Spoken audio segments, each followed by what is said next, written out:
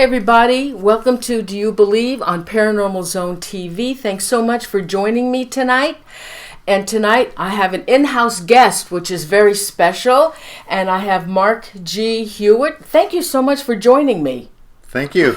Thank you for having me. Glad to be here. Thanks, Mark. And tonight our topic is, please everybody, please subscribe and give us a like. I'd really appreciate it. Tonight we're going to talk about inside the mind of a serial killer. And I couldn't have a better guest with me than Mark. But Mark, before we start the show, would you please tell the viewers a little bit about yourself, please? Sure. You gave my name already. I am the editor of Radians and Inches, In Search of the Zodiac, which is the journal dedicated to the search for the Zodiac serial killer. And last summer I published a book, Charles Manson Behind Bars, the first Manson book that originated from the inside. Mm-hmm. And so anybody that would like to buy the book, there's the website. It's available on Amazon, Barnes & Noble, and any bookstore can order it if they don't have it in stock. And the Radians and Inches is a fabulous periodical on the Zodiac, and we'll talk about a little bit about the Zodiac tonight as well. So, Mark, let's start talking about the making of a serial killer. Now, are these serial killers? Are they psychotic? Are they sociopaths? What are they? Well, a lot of research has been done on serial killers over the past 40 years, but we're still really in the infancy of knowing what serial killers are and how they operate and what makes them tick. It may sound like 40 years to study something is a long time, but when you think the development of cars, after 40 years of studying cars, we came out with the Model T. Or airplanes, 40 years after flight was discovered, you get to about World War II. So really we're in the infancy of understanding serial killers and how they act and how they think. A lot of study has gone into it, especially in the 70s and 80s by people such as Robert Ressler and John Douglas, who actually went into prisons and interviewed serial killers. Now, who are those people that you just mentioned? They were two FBI agents who were involved with the behavioral science unit of the FBI back in the 70s and 80s. And in fact, it was Robert Ressler who coined the term serial killer. Oh, really? Prior to that, really the only categories people had to deal with were mass murderers. Either somebody killed once or they killed a lot. And Robert Ressler began to realize that there was a special category of murderer who would kill somebody and after a cooling off period would go out and seek somebody to kill again. The common definition today is anybody who has killed 3 or more people with a cooling off period in between is considered a serial killer. Unfortunately, that's a very large, very broad description, and it includes people such as a gangbanger in Chicago, or a paid assassin, somebody who kills on behalf of the state, such as an executioner in state executions. But Bob Ressler's original concept of the serial killer was modeled after kind of serial stories where after each event it doesn't answer the question, it brings up more questions. The best description I can think of is Gilligan's Island. Mm-hmm. It's a serial story. In every episode you go into it thinking, how are these people going to get off the island? Well, at the end of it, they don't get off the island. It's more frustrating than when they started. And in the same sense, a serial killer is somebody who kills somebody to get something out of it on an emotional, sexual, physical level. Yeah, so... But doing so doesn't satisfy the need, and after a cooling off period, he has to go do it again. He or she. Right. Now, they say that the large number of the gruesome crimes by the predator are those committed by psychotics, not sociopaths. So let's tell the viewers, what's the difference between a sociopath and a psychotic? Okay. A psychotic is somebody who is out of touch with reality. Somebody who hears voices, somebody who thinks that they're on a mission because space aliens have told them to carry out some something, or they're on a mission thinking that they're going to rid the world of prostitutes and it's going to make the world a better place. These are people who are completely whacked out. They're out of touch with reality. Fortunately, this type is easier to catch because they don't put a lot of thought into covering up what they're doing. It's often done on an impulse. They just go out and do without thinking and don't worry too much about the consequences. A sociopath, on the other hand, is somebody who is very in touch with reality but has a very diminished capacity of empathy. They're unable to care for other people. They're unable to see things from other people's perspectives. We were just talking before the show about Albert Fish and how he couldn't understand why he was being executed for murdering dozens of children, torturing them, and even involved in cannibalism. Well, he's an example of somebody who couldn't understand what it means, what was going on from another person's perspective. Yeah, and in those days, they're not advanced. They weren't advanced like we are today. So I'm sure they didn't think about doing a brain scan like the University of Wisconsin. I want to show you, Mark, what I have. The University of Wisconsin did a study on the brain, and here's a normal brain and a sociopath brain. I think that's a psychopath's brain. Psychopath brain, yeah. Okay. And look at the difference. And then here, also, this here is, hold on for a second. This here is, hold on for a minute, is the brain of the murderers. It says normal and then an adult murder. That really goes to answer the question of nature versus nurture. Are serial killers born that way, or do they develop that way? And the evidence seems to show, as in most cases, it's a combination. Mm-hmm. So now also the University of Wisconsin stated that the most chilling fact about serial killers is that they are rational and calculating, and they are evil without being abnormal. So what's your thought on that? Well, that brings up something that I've written about recently, and that's myths about serial killers. And a lot of people have ideas about serial killers that they think they know about serial killers, but they're actually wrong. One of the myths is that I could identify a serial killer. If I was in 7-Eleven and a serial killer walked up behind me, well, I'd kind of know that, right? We kind of feel that we would. And Hollywood perpetuates this theme because what's a serial killer? Well, they're scary, they're violent, they're odd. Like Hannibal Lecter or any of other serial killers that are portrayed in Hollywood television and the movies. Okay, but we feel like we know them, but the truth is we don't. Okay, look at Ed Gein. He was an odd person. But yet he was so friendly. He was very friendly. He was a member of the community. Everybody knew who he was. Oh yeah, Ed lives on the farmhouse down the road. He's a little mentally slow, but he's a good guy. Meanwhile, he's murdering people and making furniture and lampshades out of their skin. Yeah, I shouldn't laugh, yeah. Now, the thing also is they thought so much of him that people would allow him, they wanted him to babysit their children. But from what I read, some of those children disappeared. I don't know an awful lot. I haven't studied Ed Gein in any great depth. But yeah, that's the typical... The typical scenario when a serial killer is arrested, everybody's in the neighborhood says, oh, he was such a quiet person, or he was such a friendly person, I had no idea. And yet when we go out looking for serial killers, so often we think, well, we need to find somebody who's really big, who acts really odd, who's really violent.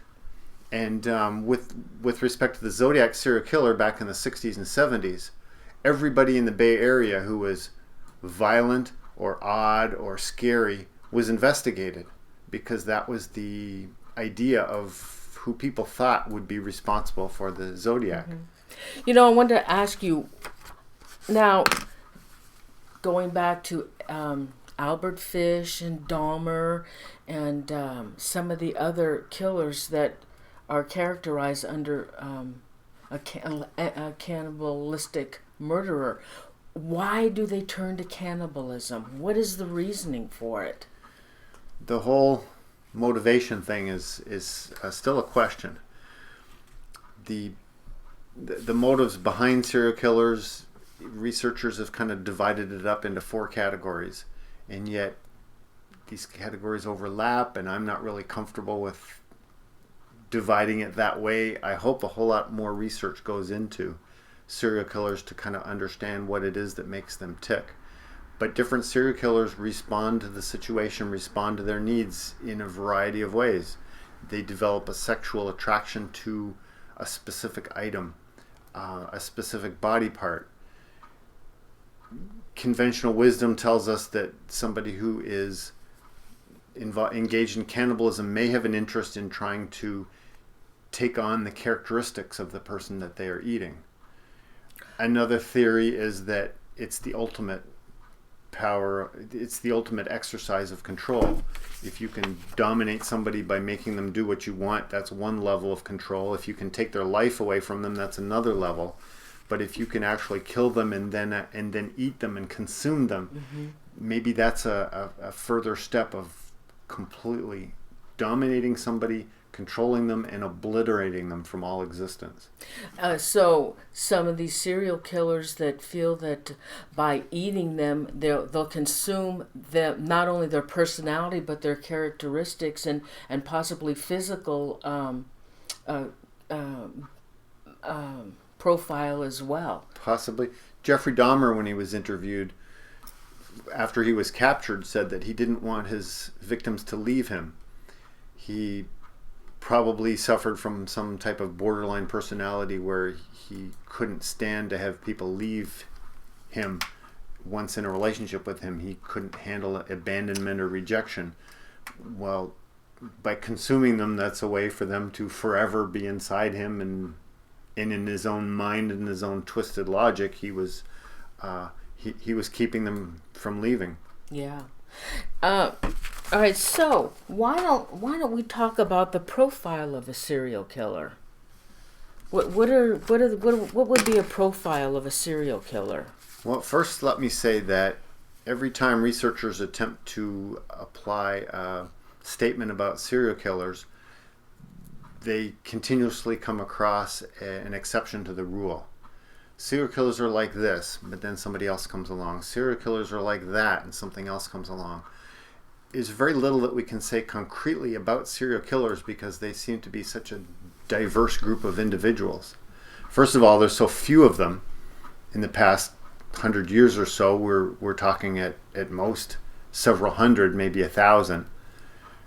And therefore, their attempts have been made to try to categorize them and figure out what makes them tick and how they're related to each other. But what's striking about understanding serial killers and defining them is how broad the description is, because there are black serial killers, white serial killers, Hispanic serial killers, Asian serial killers. There are serial killers who are straight. There are serial killers who are gay. There are wealthy serial killers. There are incredibly poor serial killers. They seem to come from every social economic status that's available.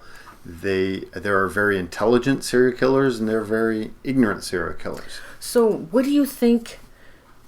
Do you think they were... Okay, so since we were talking about sociopaths and psychotics, the sociopath probably has more of the characteristics of, like, they don't follow the rule, they're liars, they have no remorse, no conscience. So now, and I understand too that sociopaths is a mystery. They don't know how it develops in an individual. Not completely.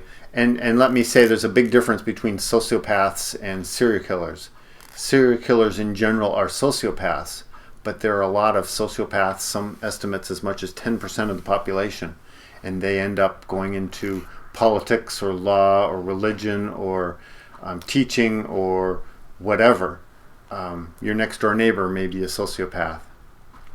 But what seems to be apparent in serial killers is a twofold experience growing up.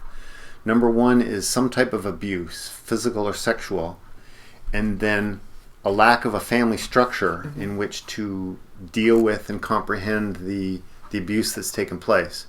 In other words, a lot of people are abused as children, but all of them don't grow up to be serial killers.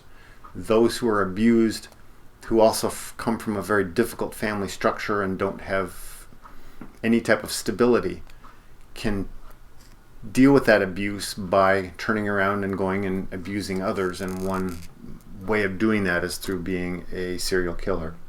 I also understand that they set fires, they torture animals. Yeah, the big triad. Research in the 70s and 80s revealed a high amount of, looking in the backgrounds of serial killers, a high predisposition to having set fires as children, being involved in violent acts as children toward other children or toward animals, and bedwetting. Yes. But then again, it's only statistical, because not every bedwetter becomes a serial killer, and there are a lot of serial killers who don't wet the bed. So that's true. And they're also fascinated with the authority figure. Can be one aspect of a serial killer seems to be the need to dominate and control, and it may be a reaction to their childhood in which they experienced they felt they had no control. They need to turn around and be in control of all situations. Well, where do you look for control? You look at police officers and figures of authority, and you think, now there's somebody who has control.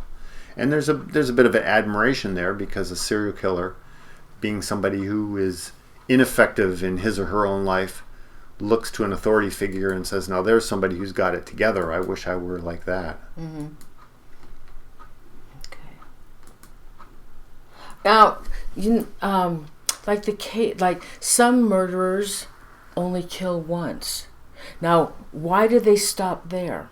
Why wouldn't they continue on? Well, as far as definition, somebody who kills once could be a vengeful spouse, or somebody who gets really upset and gets upset with one person, and once that one person is dead, that person has no need to go and repeat the kill. So a serial killer is somebody who is not motivated by a single situation, is not motivated by an anger toward a specific person. It's somebody who deals with a general level of anger, and that even killing other people doesn't assuage that anger. Mm-hmm. So what is the serial killer's motivation? Well, they have been categorized into four different groups of motives that actually prompt a serial killer. And again, much more research needs to be done.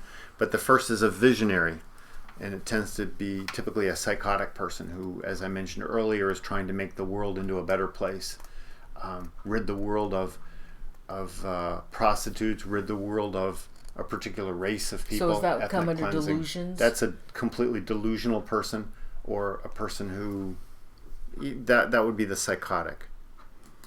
The second is mission oriented, and this is a person who wants to cure society of its ills, wants to make a difference in society. And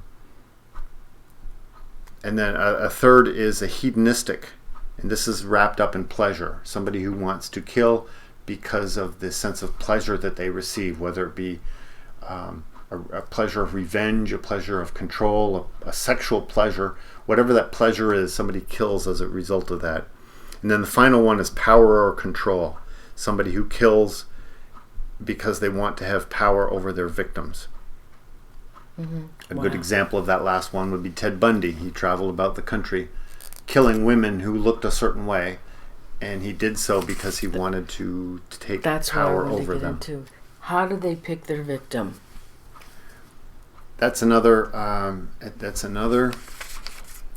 big question in understanding serial killers. With Ted Bundy, he seemed to pick women with long brown hair parted in the middle. And it's no coincidence that prior to becoming a serial killer and engaging on his heinous acts, he was engaged to a woman who had long brown hair parted in the middle, and this woman suddenly broke off the engagement and broke off their relationship. So it seems to be that woman and her relationship with him set off Ted Bundy, and that was how he picked his victims. Other ones is not so clear, like the Zodiac serial killer, that's the one that I am most familiar with and most fascinated by. There doesn't appear to be a logic to why he picked particular victims. He seemed to pick victims who were in the wrong place at the wrong time. 40 years later, research, after an incredible amount of research trying to connect the different victims or connect the victims to somebody who had a motive to kill any one of them, has been fruitless, and it appears that the Zodiac picked his victims entirely by random. But didn't he, like Herman Road, didn't he go after couples that were like making out in cars? Correct. In 3 of his attacks, he attacked couples who were in remote areas. And the question is, why is that? Was that because he was upset with couples or jealous of couples? Or was it because these couples were in an area in which he could kill them and get away quite easily because they were remote, they weren't near other people? Because prior to all of this, he killed a woman in Riverside, California, who was by herself. And following the 3 couples that he attacked, he killed a cab driver who was a male alone. That's right, in San Francisco. In San Francisco. So to say that his motivation for killing was to kill couples, that may have been part of it, but he was involved in murders that didn't involve couples. So the question is, why change what he's doing? And there may have been reasons that he was trying to show people that he could kill a male. He was trying to throw off investigators by saying, "Oh no, I'm not motivated by killing couples. I'm motivated by killing whoever I want to kill." Mm-hmm. Yeah, but I believe that there are serial killers that they probably go after the weak and the frail, like those that go after children. They're an easy capture. Elderly people. Correct. Prostitutes, because they will go to remote areas. They'll generally not be identified as missing as early as somebody else. They tend to be, in many people's opinions, the throwaways of society. Now, Jeffrey Dahmer, he went after homosexuals, didn't he?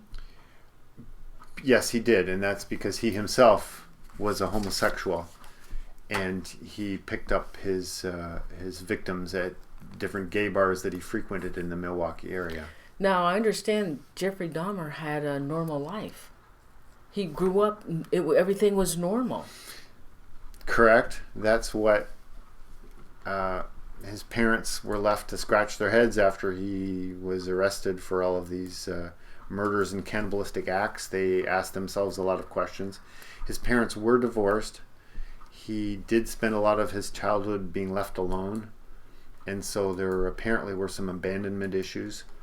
I wouldn't say he had the all-American or stable childhood, but his childhood certainly wasn't as chaotic as, say, Charles Manson's was, or other people who become serial killers. And what about their MO, which is modus operandi, which means method of operation? Right, and that's merely the way they carry out their attacks. In other words, if a particular killer kills with a .22 caliber rifle, in all of his kills, the police will look at it and say, well, his MO is he kills with a .22 caliber rifle. MO can change, and quite often does, from kill to kill in a serial killer. Frequently, they are experimenting, looking for new ways to kill an individual. They're looking to heighten their own enjoyment of the situation, their own pleasure. And so they'll try different things to see which different activities bring them the most pleasure. So one of the ways in which police officers link up murders and realize that they're done by the same person is that they're they notice a similar MO. A signature? No, signature is different than an MO. Oh, it is? An MO, a killer who kills Thursday afternoons with a gun. Police will start to say, hey, I see a pattern here. Maybe these are linked. Unfortunately, police officers often suffer from linkage blindness. They see two murders and they don't necessarily relate the two, and they don't think the two are the same. Incredibly, the Tate and Labianca murders committed by the Manson family, despite the fact that it was people butchered, blood written on the walls, words written on the walls in victims' blood, the investigators didn't realize that it was the same group of people who were responsible for those two murders, and they were originally investigated separately. But that's not uncommon. It's very easy for officers to say, these are two very different murders. It doesn't look like they're connected. But what connects murders and what really helps the whole linkage process is a signature. If an MO is what the criminal does in carrying out his murders, the signature is what it means to them, why it is that they do that. Oh, okay. An MO involves carrying out the murder, how it's done, the behavioral aspects of the murder, of the crime. Signature is that which is done over and above what is needed. And what that tells us is that individual needed to kill, but they also needed to do these other things, because these other things caused the murder to take more time, take more effort, involve more risk. So with the Zodiac serial killer, he killed a number of people, but he also made phone calls after a number of the killings. 2 that we know of, a third that he talked about, and there may have been more. It's a very dangerous thing to do, to make a phone call after committing a murder. And you can say, well, why did the Zodiac do that? What benefit was there to him to do that? Well, that's a signature aspect.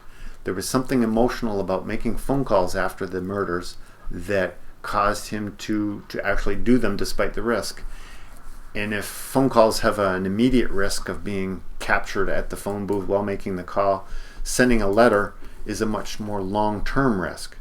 The Zodiac sent letters after many of his crimes, and even after his crimes appeared to stop, he continued to send letters to the police and the press. But what's interesting about the Zodiac is he had a code. He used a code. He sent 4 codes to newspapers and ultimately to the police and the public. Mm-hmm. We will touch on the Zodiac and the Manson. Okay, so now, do serial killers decide ahead of time how they're going to kill their victim? Some do, some don't, and that brings up the distinction between organized and disorganized killers. Bob Ressler in the 70s and 80s started to realize that there were 2 types of serial killers. Ones who planned ahead and were, as the word suggests, organized. They planned, they went to great effort to conceal the crime, they did many things to prevent themselves from being caught.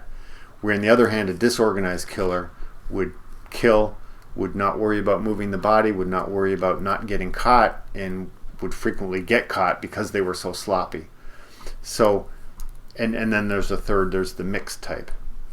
These are kind of rough categories that Ressler developed to help police agencies kind of categorize murders when they found them. They could look at things and say, well, this appears to be disorganized or organized or mixed, just in a rough general way. So the organized serial killer can go to a great deal of planning of victim, planning of location, planning of ways of covering up what is being done. The Zodiac serial killer appears to be an organized killer. It appears that he planned locations, scoped out locations, brought weapons to the crimes with him, sent letters to cover up the crimes, to lead police off in different directions, covered up such things as fingerprints and other evidence. A psychotic serial killer, on the other hand, is somebody who puts zero effort into it, and may hear a voice, and the voice says, "Go kill somebody, whoever you happen to meet." Now, there are serial killers that don't use the same object in killing their victim. Each Correct. victim. So why would they not do it the same way? Like Richard Ramirez was one of those. He did not follow the MO of a serial killer because each time he killed, it was in a different manner. Why? Why would they do it different each time? There can be a couple reasons for that. One is to throw off investigators. You mean they're that smart? Some of them are that smart. Gary Ridgway, the Green River Killer, killed a prostitute, and one time went to his refrigerator and found a fish and an empty bottle of wine, and he dumped the prostitute's body after killing her and placed the bottle of wine and the fish with her. And so he staged. He staged it. So what happened? Investigators looked at those two items and said, "Oh, these are clues," and they spent a lot of time trying to figure out, what does it mean? What did it mean to the killer? What's going on in the killer's mind? Why are these items here? Gary Ridgway, when he was caught, said, "I just threw it down there to lead investigators to give them something to think about." And the Zodiac did the same thing. He switched weapons from crime to crime, even switching the type of weapons. He used a tiny knife. He used a large knife, a bayonet-style knife. He used 22. He used 9mm. He did this possibly to throw off investigators, because if you use a weapon and discard it, that weapon can't be tied to you. So that can be used to throw off investigators, but it can also be an attempt to draw out more pleasure by what they're doing. If they get some pleasure from using a gun and killing at a distance, they think, well, maybe I'll get more pleasure if I'm up close and personal and actually stabbing using a knife. And that may be part of the reason behind the Zodiac's going from a gun to a knife. Okay, so I consider you an expert on the Zodiac and Charles Manson, and since they're in our neighborhood, and especially because you've written the book on Manson and your periodicals are on the Zodiac, which are absolutely fascinating. Let's talk about the Zodiac and Charles Manson.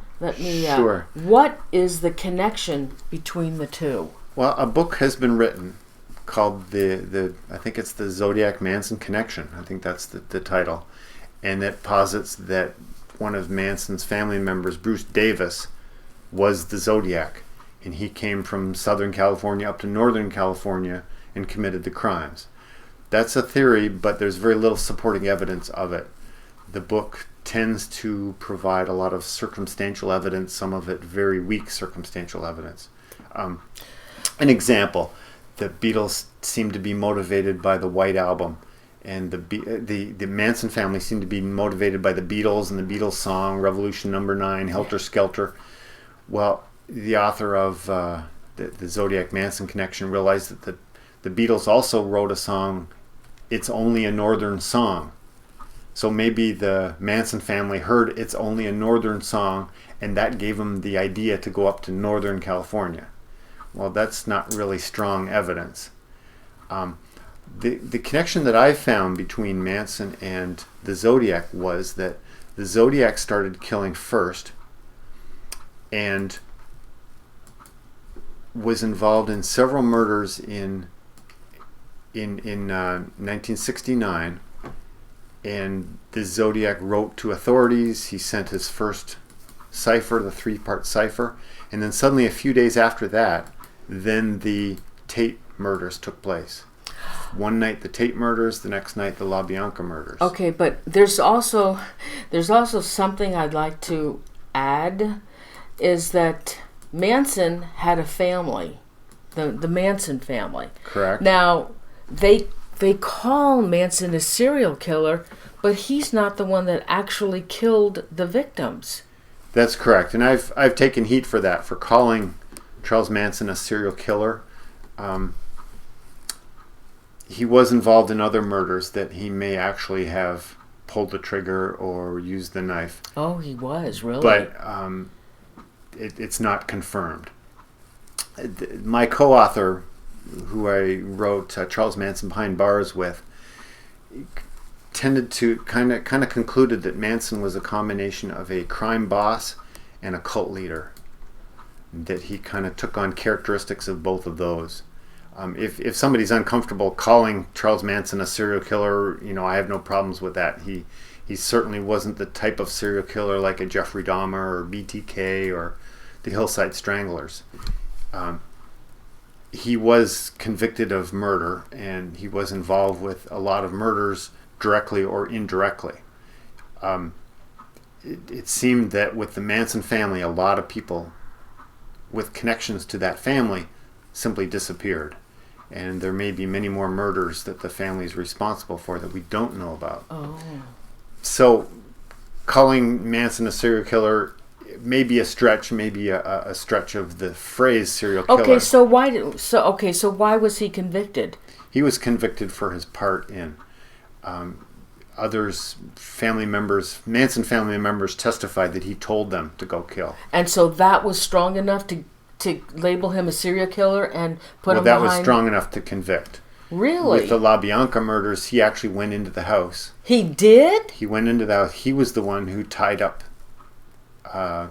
Leno and his wife, and then walked out of the house and said, "Okay, you guys take care of it." I didn't know that. In fact, there's one quote where Manson was said to have said after the Tate murders, "You did it wrong. Let me show you. We got to do it better." And that's why they went out the next night and were involved in the Labianca murder the next night. But didn't the Manson family, weren't they circumstances of accidental being at the wrong place at the wrong time? Weren't they going after Mercer? Who said that he was going to... Terry Melcher? Yeah, Melcher. Who was going to give a recording contract to Manson. And then he said no. And wasn't he really upset? He used to live at the residence that, right. that Tate was living at. That's a whole nother issue with Charles Manson. Whether he knew that the people in that house were responsible for not giving him a recording contract, or whether he was just sending a message. It could be that he was sending a message and he knew that Melcher didn't live there any longer. Really? Yeah. Because apparently Charles Manson himself did visit the residence and may have made eye contact with Sharon Tate prior to the killings when he went to look for Terry Melcher. And at that time may have learned that Melcher wasn't living there any longer. So what do you think, Mark? Do you think because Hollywood was some way connected, because it's Sharon Tate and her husband Polanski was... Roman Polanski, her husband. Polanski, that it's become this huge thing, Manson and the family? Oh, absolutely. And that's where I was going with in the summer of '69, when the Zodiac killed, sent us Cipher. Suddenly, he was completely overshadowed by Manson and the Manson family. Manson, being as charismatic and headline-friendly as he was able to get incredible national and worldwide attention, where the Zodiac struggled to get the attention that he got. And I suspect the Zodiac was very jealous of Manson and actually copied a number of Manson's ideas. The Manson family used blood and wrote on the walls. Mm-hmm. Well, what happened with the next Zodiac attack? The Zodiac took a marker along with him and wrote on the car door of Brian Hartnell's car. Oh, that's right. And following the Manson murders, the Zodiac started using phrases like blue meanies from the Beatles movie The Yellow Submarine. Wait a minute, the Zodiac did? The Zodiac did. I didn't know that. The Zodiac started to talk more colloquial and use more slang terms, and may have been influenced by Charles Manson. And it's also possible that Charles Manson being identified had something to do with the Zodiac stopping killing. Now, why do you say that? Because the Manson murders were all over the press, nationwide, worldwide, and then on December 1st, 1969, Charles Manson the Manson family was introduced to the public, saying these are the ones responsible for the murders, and of course that was a huge story.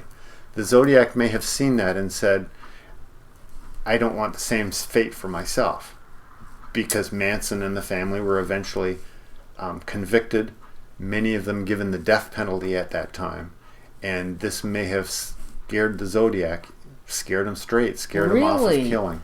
Really? You think the Zodiac could get scared? I'm simply theorizing. Because after the murder in San Francisco of Paul Stine on November 11, 1969, no other murders following that date could be attributed directly to the Zodiac. And yet, for the next several years, the Zodiac continued to communicate through letters with the police and the press. All right, so I want to talk a little bit about the Zodiac. When did the Zodiac start wearing a costume? He wore it once that we know of, and that was September 27, 1969, during the attack at Lake Berryessa on Brian Hartnell and Cecilia Shepard. And so the only reason they know of this because Brian Hartnell lived and was able to talk about it, which has made that costume incredibly mysterious, because if the Zodiac had his way, both of those two victims would be dead, and you and I wouldn't be sitting here talking about his costume. Why did he wear the costume if he was going to kill the only people who saw it? Exactly.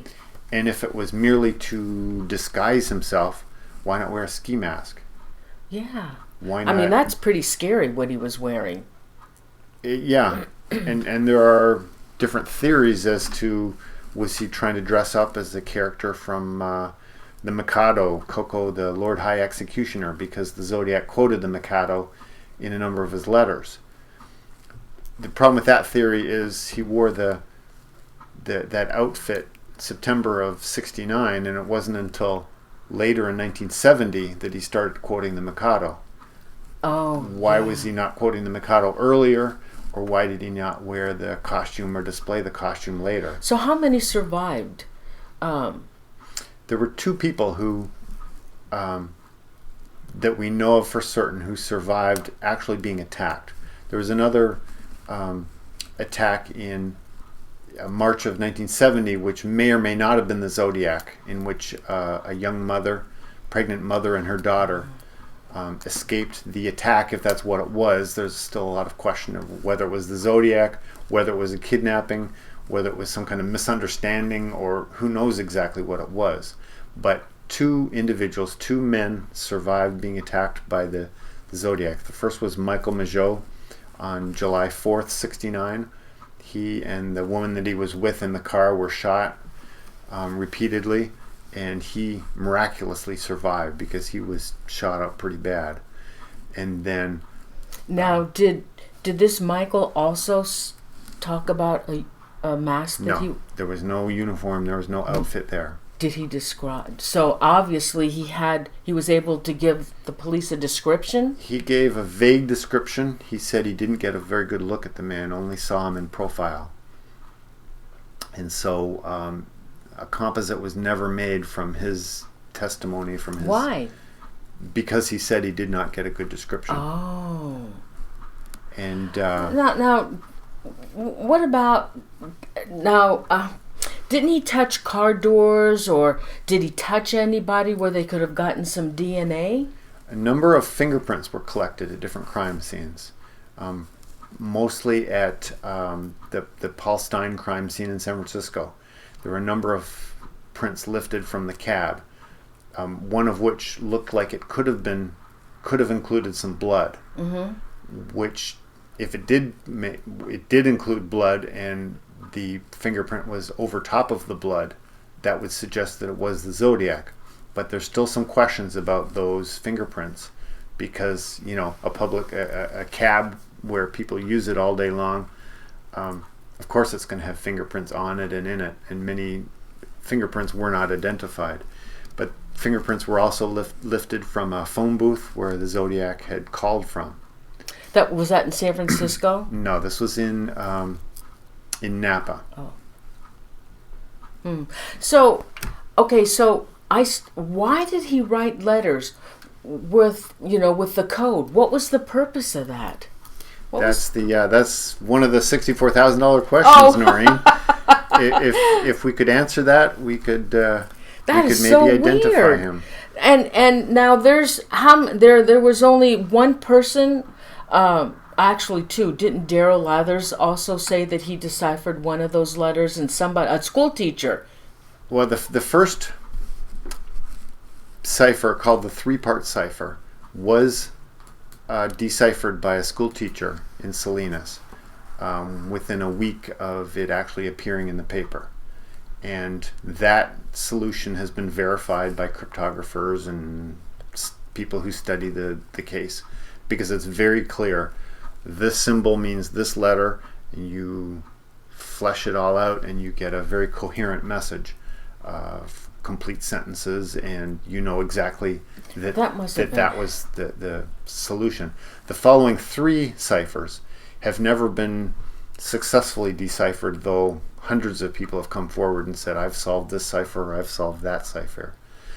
Two of the last three ciphers were short enough or vague enough that it may be impossible to know exactly what the correct translation is, because you could come up with 20,000 different correct solutions. They were that short. That code that he put in, I mean, if nobody could crack it, would he have to have been a genius to have done that? Well, there's some speculation that the other codes are just meaningless symbols put down. And to think there was a code in there? Sure, another example of getting the police and the public to spend a lot of time on something that doesn't help. Well, that's interesting. So it could be, and that's a suspicion with the 340 cipher, the one that Daryl Lathers claims to have solved. But the best cryptographers in the land say, no, there appears to be some message in it. We just can't decipher it at this point. Oh my God. So what would be the profile that you would give the Zodiac? Well, I did put a considerable amount of effort back in the early years of Radians and Inches, and I think it's in the second or third issue that I published. I put together a profile of several pages long of a description, an analysis of the behavior, the type of intellect we were looking for, and I suppose I should pull it out again, because I may need to revise it after having looked at so much more information about the Zodiac. But there again, it appears that the Zodiac is an intelligent person, but at the same time, a lot of the letters he misspells words. So is this an example of an intelligent person trying to pretend that he's not intelligent, or is it an uneducated person who occasionally gets words spelt correctly and looks up words and spells them? I have a friend who believes that the Zodiac suffers from what's that learning disability where you flip words around. Oh God, I can't think of the term at the moment. I know what you're talking about. Neither can I. My opinion is that he is quite intelligent, because he did an awful lot of work to mislead investigators. In fact, he talked in his letters about how he misled investigators. He talked about disguising fingerprints, preventing himself from leaving fingerprints. He wrote about leaving bloodstains to get the police to spend a lot of time trying to figure it out, what those were and how they were caused. He wrote about wearing a disguise. He wrote about purchasing weapons in such a way that they couldn't be traced back to him. So there's an awful lot of, oh my God, whether it's education or just street smarts, shrewdness of knowing how to not get caught. He did an awful lot of work to prevent being captured, and here we are talking about him 45 years later. Isn't that amazing? And he's still not been captured or identified. Do you think they ever will? I'm quite confident. Really? That he will be identified, yes. And how would that be? If he's not killing anymore, how would that be? I believe he left enough information and left enough evidence behind that he will someday be identified. Back in the 60s, there was no thought to DNA. There are a number of possible samples of DNA from the letters that he sent, stamps, envelopes, fingerprints. Any of these may someday come back. I believe a lot more needs to be done in the whole area of behavioral analysis, and I believe the letters may have information on him that he didn't mean to put in the envelopes, to put in the letters to the press. An example, just recently, literary forensics has been used to capture criminals. A criminal who spells the same word incorrectly over and over. Did he do that? The Zodiacs seemed to spell a lot of words incorrectly, but sometimes it seemed like he was faking what words he was spelling incorrectly. Or criminals have been captured because they use contractions more than somebody else. I believe there was a story where a husband wrote letters that were purportedly from his wife or sister, and tried to get everybody to believe that this was written by the woman, but they realized that he used lots of contractions and she didn't, and by using those contractions he identified himself. Oh my God. So something as subtle as that may come back to haunt the Zodiac at some point. Dyslexia, that's the word I was looking for. Yeah. I have a friend who believes that the Zodiac is dyslexic because of the many spelling mistakes and because of the type of handwriting that he uses, that he may be evidencing dyslexia. Wow. Oh gosh, thank you so much. That was great. Oh, you're welcome. Thank you for having I really me. enjoyed it because, I've done some shows on serial killers, but we never went into the why. Or could there have been were they mental or whatever? We just talked about their murders and what they did. We never went into could they have been psychotic or a sociopath or... Well, I hope a lot more study and research is done on the topic, because it is it's we're fascinating. in the very infancy of that area. Everybody, Mark, do you want to tell them again about your book and your... Sure. The book... Here. Okay.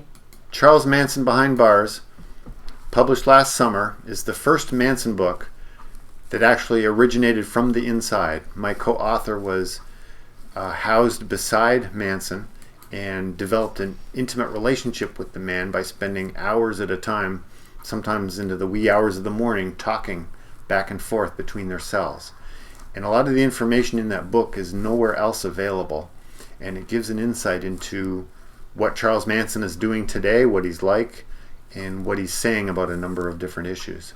And then what about Radiance and Inches? Radiance and Inches is a quarterly journal that I've been publishing for 5 years now. It contains articles about the Zodiac serial killer, speculation, ideas, trying to understand him a little bit more. We get into a little bit of the motivation behind him, what might trip him up. We get into the details of some of the different attacks to try to comprehend what was going on. We do a pretty good job of sorting fact from fiction, because there's a lot of fiction that is surrounding the Zodiac serial killer case, and we try to cut through that and look at police reports and make reference to individuals who actually have been involved in the case, and we compare letters and try to delve into some of the details of the case. Mark, thank you so much. It was just a pleasure having you on the show with me. Well, thank you for having me. Oh, thank you. And maybe one of these days we'll come back and do a show on the Zodiac and a show on the Charles Manson, even though I had done this previously, but now on my channel. Okay. Thank you so much. Everybody, thanks so much for joining us, and it was a pleasure to have you with us tonight. And thank you so much, and I will see you next week. Thank you. Good night, everyone.